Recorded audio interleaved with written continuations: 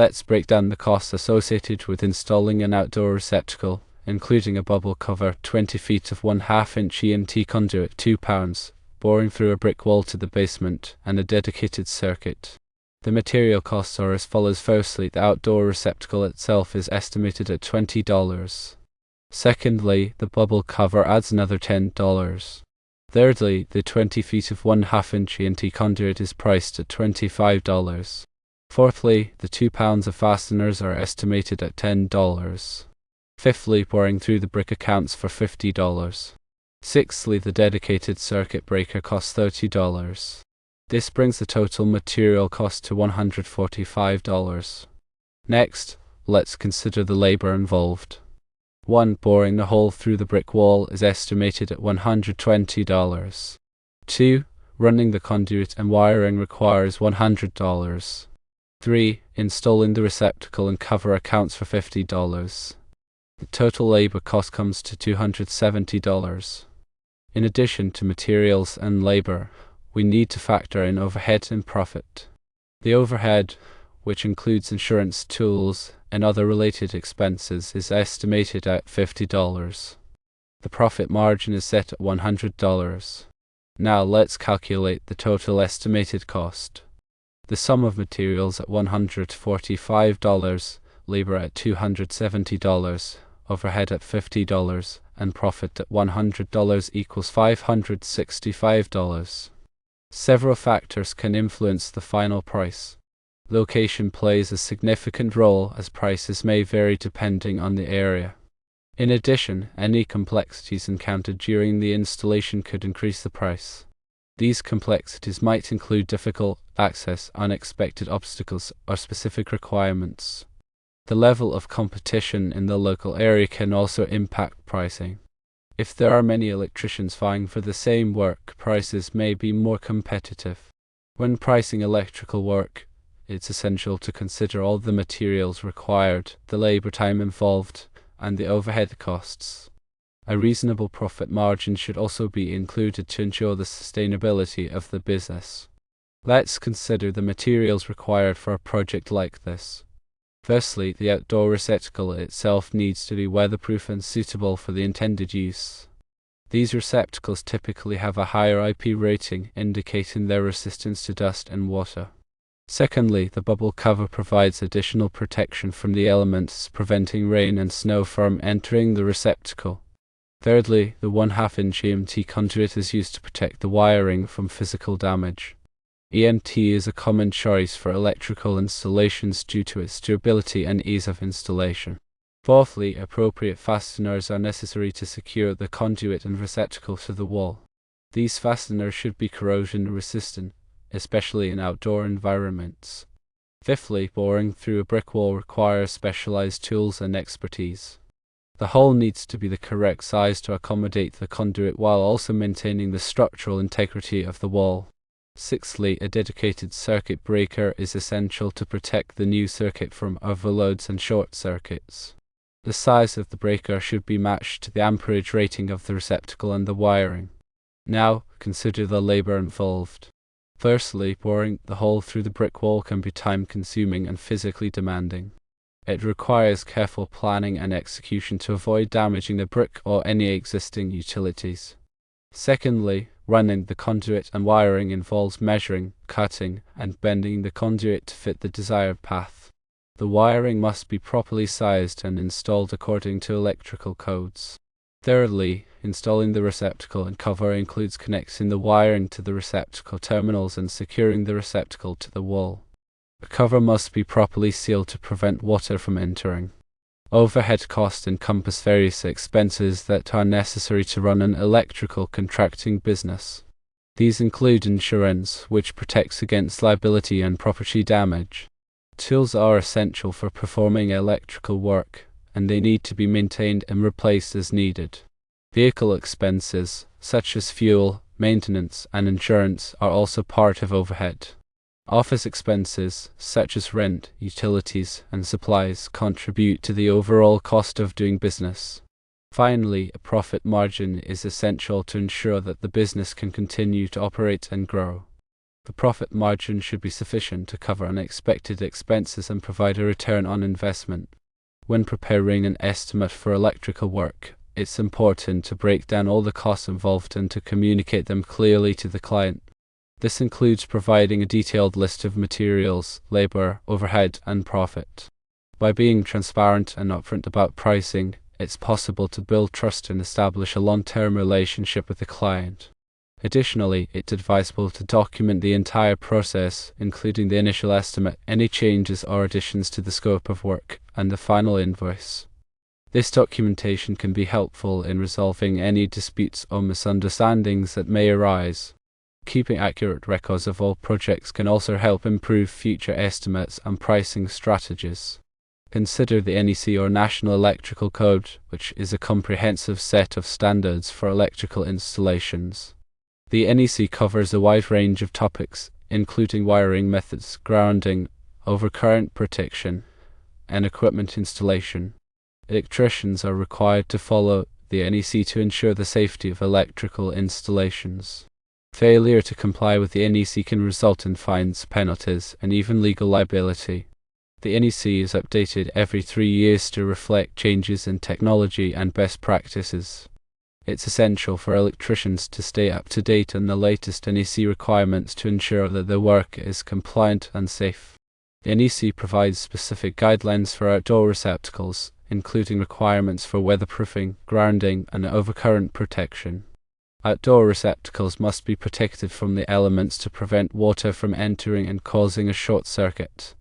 They must also be properly grounded to prevent electrical shock. Overcurrent protection, such as a circuit breaker or fuse, is required to protect the circuit from overloads and short circuits. Consider local building codes, which may have additional requirements for electrical installations. Local building codes are often based on the NEC but may include amendments or additions to address specific local conditions. Electricians must be familiar with both the NEC and local building codes to ensure that their work is compliant. Building permits may be required for certain electrical installations, such as adding a new circuit or installing an outdoor receptacle. A building permit is a document that authorizes the construction or alteration of a building or structure. Building permits are typically issued by the local building department. Before starting any electrical work, it's essential to check with the local building department to determine whether a building permit is required. Applying for a building permit involves submitting plans and specifications for the proposed work.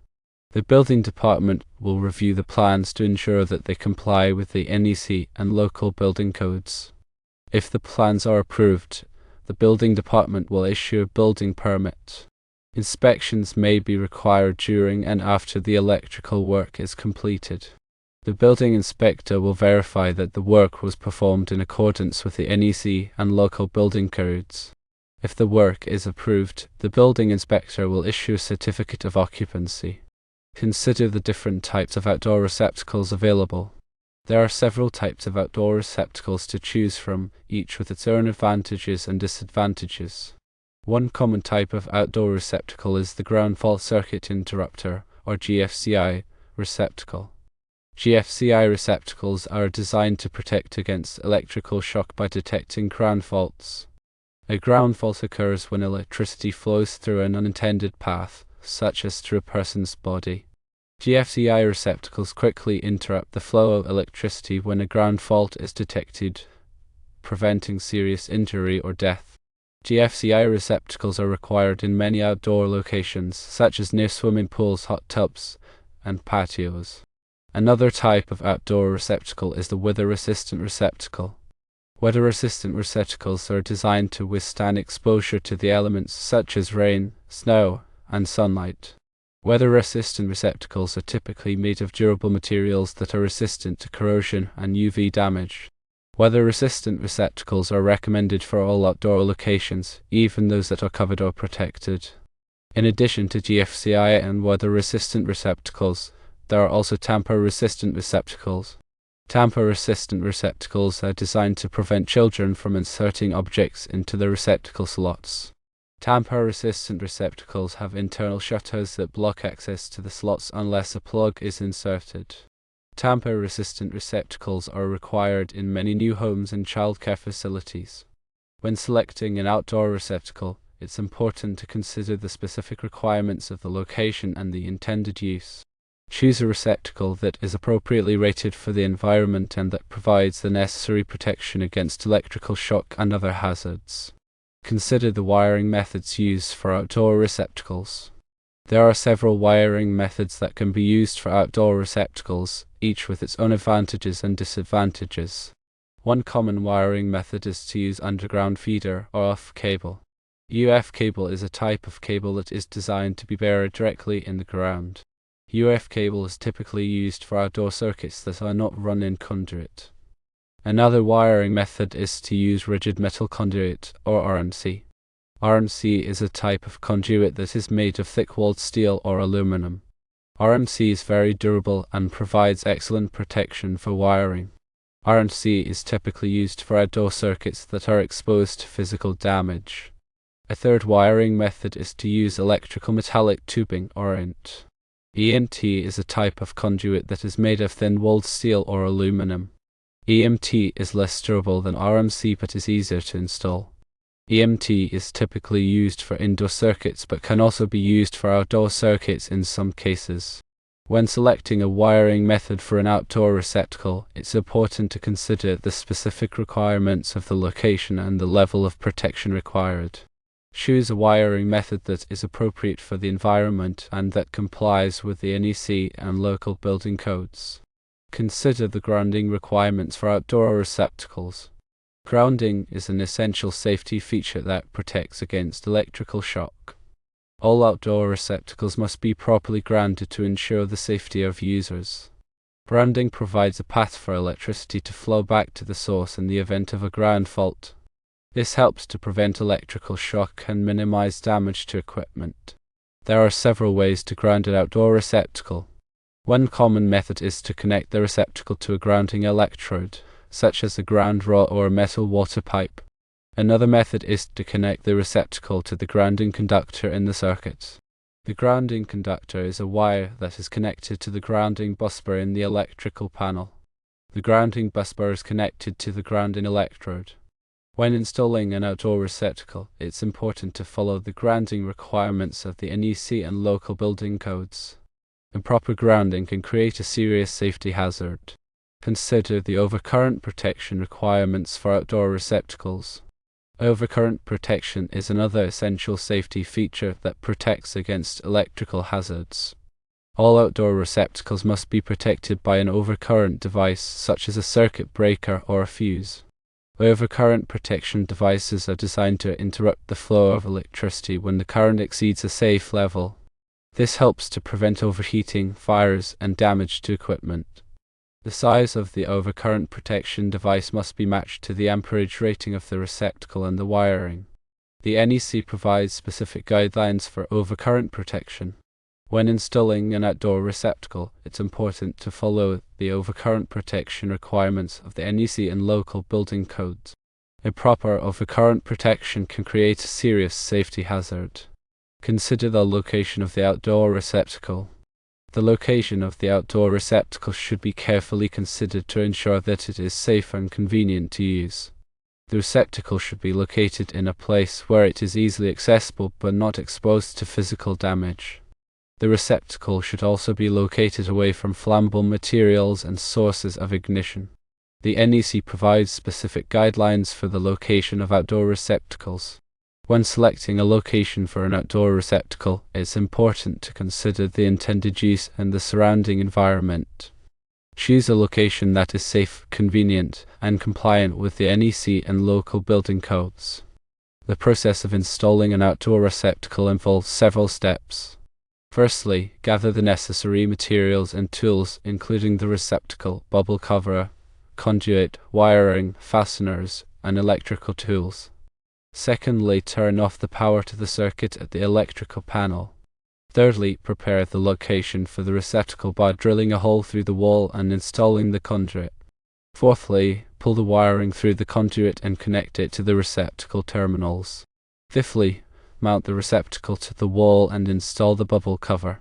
Sixthly, turn on the power to the circuit at the electrical panel and test the receptacle to ensure that it is working properly. Always follow the manufacturer's instructions and the NEC guidelines when installing an outdoor receptacle. If you are not comfortable performing electrical work, it is best to hire a qualified electrician.